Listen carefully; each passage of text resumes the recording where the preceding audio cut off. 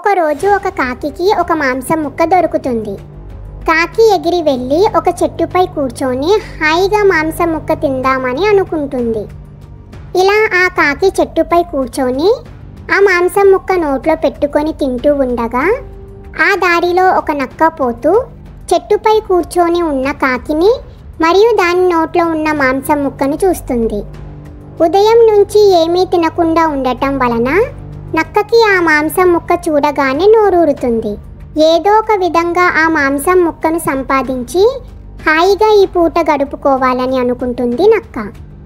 అనుకున్న విధంగానే చెట్టుకి దగ్గరగా వెళ్ళి ఆ నక్క కాకితో మాట్లాడడం మొదలు పెడుతుంది. ఏంటి కాకి బావా, ఈరోజు నువ్వు చాలా ఆనందంగా కనిపిస్తున్నావు, ఏంటి సంగతి అని అంటుంది.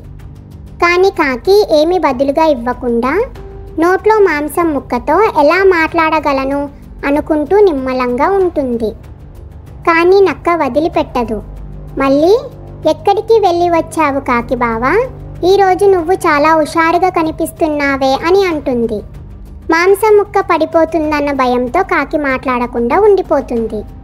మళ్ళీ నక్క ఇలా అంటుంది, చలికాలం వెళ్ళిపోయింది, వేసవికాలం వచ్చేసింది, కోకిల కన్నా మధురమైన గొంతు నీది, నువ్వు పాడితే వినడానికి ఎంతో బాగుంటుంది అని అనగా నక్క పొగడ్తకి పొంగిపోయిన కాకి పాడకుండా ఉంటే నక్క ఎక్కడ బాధపడుతుందో అని పోనీలే ఈసారికి పాడుదాం అని నోరు తెరిచి పాడటం మొదలు పెడుతుంది.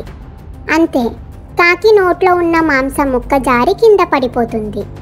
ఇంకేం, అదే అదునుగా భావించిన ఆ నక్క తనకు కావాల్సిన మాంసం ముక్కను దొరికింది అని ఆ మాంసం ముక్కను నోట కరుచుకొని సంతోషంగా అక్కడి నుండి పారిపోతుంది.